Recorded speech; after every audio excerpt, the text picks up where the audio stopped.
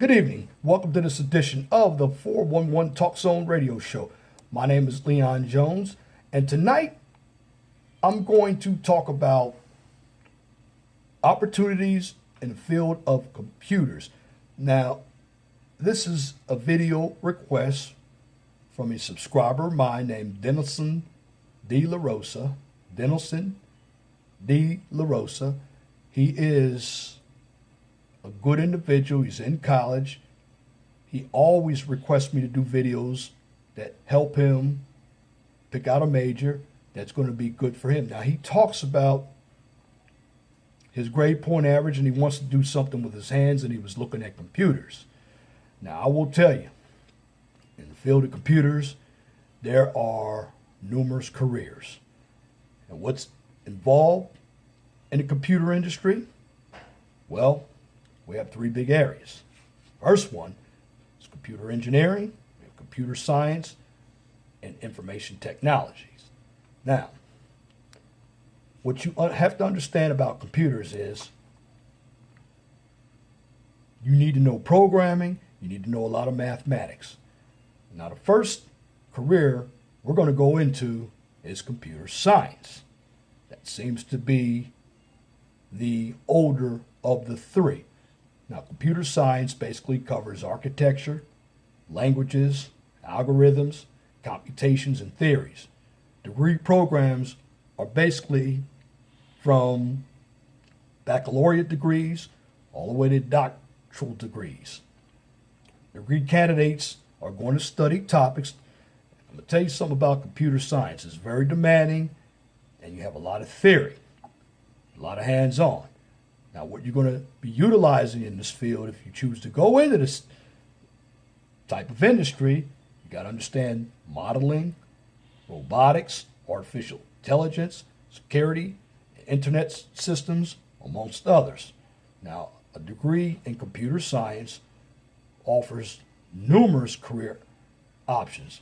Those who have obtained a bachelor's or master's degree may go on to work as systems analysts, database administrators, computer programmers, and testers, while those with master's and doctorate degrees go on to post-secondary education, or they do research and development. That's also a hot field, very hot field. You want to do R&D because you're constantly developing new technology. The computer science field or the industry is very, very fast moving. And everybody should have an opportunity to go into at least one course of computer programming so you can find out how code works. In fact, the United States government offers opportunities for communication managers, intelligence specialists, and computer science specialists. And according to the Bureau of Labor Statistics, now this is as of 2015, the median salary for employees who are into computer and mathematical occupations starts off at $60,000, but your mean salary, which is right in the middle, it's $81,000. Not bad, particularly if you're not living in the Washington, D.C. area with the high taxes. Now, my field, out of all of the computer fields, since I'm an engineer, I'm a little biased, but I love engineering. And I wish I could have become a computer engineer. Now, basically, with this field, it's a combination of computer science and electrical engineering. It's the same way architectural engineering is a combination of architecture and civil engineering. Now, with computer engineers, they design, develop, research, and test software and digital hardware, digital devices, and interfaces. Now, when you go into this field, you're going to utilize computer systems, circuit boards, computer chips, and computer equipment, such as your modems that you have, your keyboards, and believe it or not, your printers. Remember, your printers, they deal with electricity. They have hardware And they also interface with your computers, and they utilize Wi-Fi, wireless. And this is a fantastic field because, again, you're getting your analog and your digital systems, digital communications, audio engineering, and you have a lot of coursework if you go to the graduate level because you're going to utilize discrete mathematics, which deals with statistics. You have data structure, and you have to understand computer hardware and operating systems. Now, computer engineers basically are divided into two areas of functionality. Number one, you have your computer software engineers. They develop software programs and application. And you have computer hardware engineers. They develop hardware, again, such as your keyboards, printers, computer chips, and modems. Now, according to the Bureau of Labor Statistics, if you want to get in this field, it's going to increase. Now, the statistics that I'm getting are from 2014, but that's only 2 years ago. But there's a 17% increase in this field. If you want to get into these opportunities, it's a hot field right now. But I want to tell you, technology moves fast. This is why you have cell phones that come out every year with brand new technology, brand new applications. Now, from 2014 to 2024, you want to get in this field,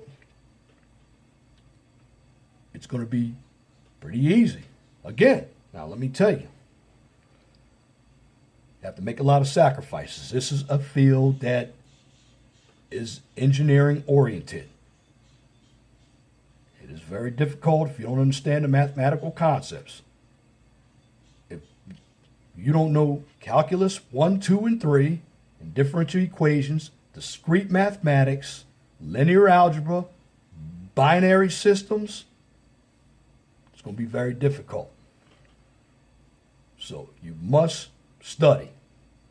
There will be a lot of laboratory assignments and reports. I know I took 2 programming classes and they were difficult. In the 80s, I took Fortran. It's a dead language now, but it was difficult. I took basic programming.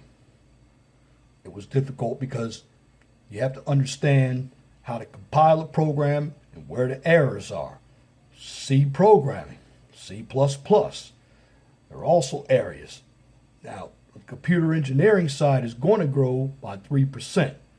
Now, if you want to know how much money you make for developing software, because software development seems like it's every day you have to know how to develop new software applications and test them. Well, the median salary for software developers is a whopping $98,000 a year. And computer hardware engineers, it's $111,000. Can you believe that? $111,000. Now that's if you work for somebody. I would suggest that you get in this field, you're getting the best of both worlds. And it's hands-on as well as the theory. But you have to be committed. Again, this is not an easy field. I'm not telling you to run away from it. But you have to get your math skills in place. You're going to get with engineering. It's an ABET accredited program. And I'm going to tell you what some people do with engineering. If they don't understand the concepts of engineering, what they try to do, they try to sneak off into engineering technology. No, sir, that's not going to work for you either. Although you have a lot more laboratory work and it's not as rigorous with mathematics such as calculus, the mathematics is still hard. In fact, you use the same books that the regular engineers use.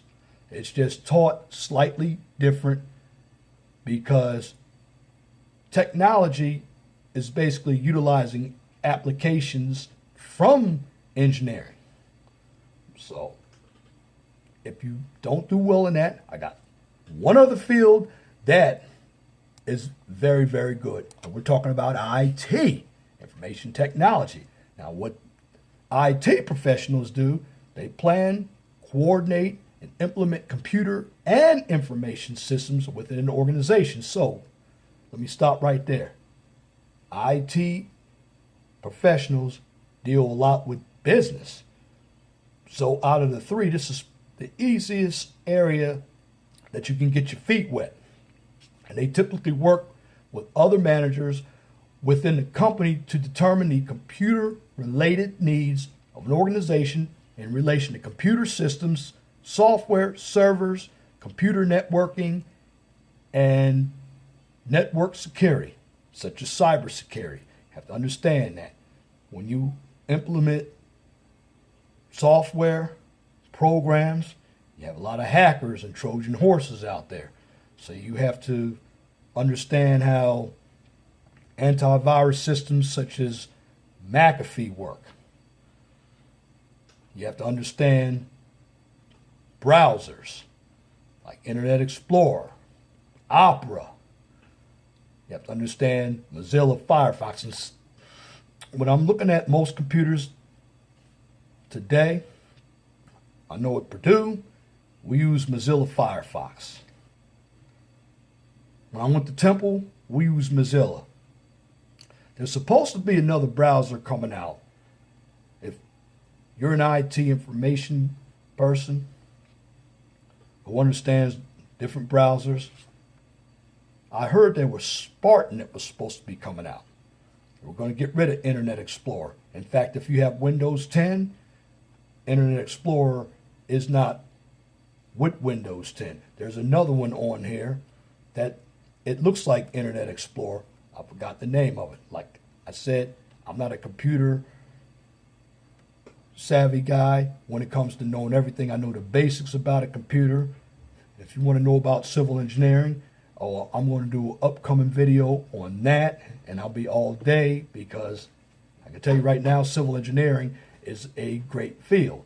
Now, when it comes to IT, you can get your degree from a community college, transfer to a 4-year institution, all the way up to a doctorate degree. Now, in IT, you're going to have a little bit of everything.